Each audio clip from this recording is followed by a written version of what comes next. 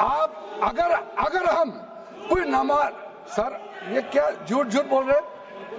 ये कॉन्स्टिट्यूशन, हम कॉन्स्टिट्यूशन का प्रावधान पढ़ रहे हैं फिर भी झूठ बोल रहे हैं। ये कॉन्स्टिट्यूशन को नहीं मानते हैं सर।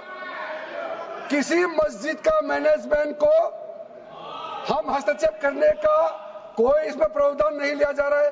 एक मिनट माननीय सदस्य, आप भारत की संसद में बैठे हो, गरिमा मर्यादा बनाए रखो, बैठे बैठे टिप्पणी मत करो। हाँ, आपको जब मौका मिलेगा आप अपनी बात कहना, बैठे बैठे टिप्पणी नहीं कर सकते। ये संसद की मर्यादा नहीं है, ऐसे नहीं चलेगा सदन। सदन व्यवस्था नियम से चलेगा। किसी भी व्यक्ति को बैठे बैठे कोई भी सदस्य जो बोल रहा हो उसके बीच में टिप्पणी करने का अधिकार नहीं है। माननीय मंत्री जी। अध्यक्ष महोदय जी, ये वक्फ बोर्ड का जो प्रावधान किसी मस्जिद, किसी मंदिर, किसी धार्मिक स्थल का व्यवस्था का कोई लेना देना नहीं है। ये सिंपली एक प्रॉपर्टी का मैनेजमेंट का विषय है। ये कोई मुसलमान अपना ज़कात देता है, फितरा देता है, उसको हम पूछने वाला कौन होते हैं? ये आपका धार्मिक भावना से जुड़े हुए चीज है, उसमें सरकार का कोई लेना देना नहीं है।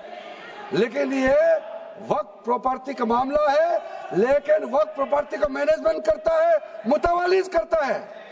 ये आपको इतना बेसिक ये फर्क जो है अगर समझ में नहीं आते या जानबूझ करके आप नहीं समझना चाहते हैं तो मेरा पास इसका कोई इलाज नहीं है। अध्यक्ष महोदय जी, ये आपके माध्यम से मैं फिर से कहना चाहता हूं कि ये सर क्या ये ऐसा बहस नहीं होता है जी। आप लोग का तर्क रखने का समय में बोलिए, ये बीच में कमेंट पास करने से सर हमारा पॉइंट का फ्लो भी बिगड़ता है और आवाज में ठीक नहीं हो, अब आवाज में ठीक से नहीं जाएगा। आप क्या चीज को जवाब देंगे सर? इसमें मैं कई ऐसे केसेस है जिसको मैं रेफर कर सकता हूं, लेकिन सदन में 3 केसेस का मैं रेफर करूंगा तो दूध का दूध पानी का पानी हो जाएगा कि ये धार्मिक व्यवस्था से कोई लेना देना नहीं है। आपको मैं पहला एग्जांपल देना चाहता हूं, सैयद फजल पकुया Thangal versus union of India. इसमें क्या केरला हाईकोर्ट का फैसला है। केरला हाईकोर्ट ने कहा the Waqf board is a statutory body, pure and simple, it is not a representative body of the Muslim community. यह हाईकोर्ट का ऑर्डर है। उसके बाद इलाहाबाद हाईकोर्ट का ऑर्डर भी सुन लीजिए, Hafiz Mohammad Zafar Ahmad versus UP central Sunni board of Waqf का जजमेंट सुन लीजिए।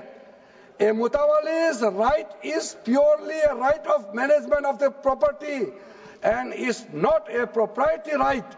The duties of a mutawalli are purely of a secular character. His duties are not of a religious character. इतना क्लियर कट रूलिंग है। तीसरा, तिलकायत श्री गोविंद लाल जी महाराज वर्सेस स्टेट ऑफ राजस्थान। इसमें high court ने क्या कहा, supreme court ने क्या कहा, right to manage the properties of the temple. अब देखिए मंदिर का भी इसमें एग्जांपल लिया गया है। Right to manage the properties of the temple is purely a secular matter and cannot be regarded as a religious practice. Properties of temple नहीं, टेम्पल का जो प्रॉपर्टी है। उसी प्रकार से आप बार बार कहना कि मुसलमानों का अधिकार में गैर मुसलमान कैसे आ रहा है, ये तर्क ही नहीं बनता है। आप ये आज से ये बात बोलने के लिए बंद कीजिए। सर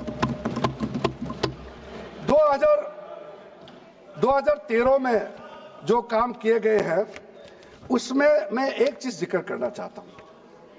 इलेक्शन आने वाला था, बहुत ही कम दिन बच गए थे, इलेक्शन कोड ऑफ कंडक्ट लगने ही वाला था। हम सबको मालूम है अप्रैल और मई में चुनाव हुआ था। 5 मार्च 2014 को उस समय के यूपीए सरकार ने 123 प्राइम प्रॉपर्टीज को जो housing and urban development ministry के तहत आता है उसको आपने दिल्ली वक्फ बोर्ड को ट्रांसफर कर दिया। क्या जरूरत था? कुछ दिन बाकी था चुनाव होने के लिए, आप इंतजार तो करते। आपने सोचा ये करके वोट मिलेंगे, लेकिन आप तो चुनाव तो हार गए, तो फायदा क्या हुआ? ऐसा काम करने से वोट नहीं मिलता है। इसलिए लोग इंटेलिजेंट है, हमारे देश के लोग समझदार है, इसलिए वोट बैंक का राजनीति के बिना हम अच्छे सोच के साथ में आज इस सदन में फिर से आए हैं। एएचएन न्यूज के यूट्यूब चैनल को सब्सक्राइब करें और बेल आइकन को दबाना ना भूलें ताकि आपको हर नई आने वाली वीडियो का नोटिफिकेशन बर वक्त मिल सके।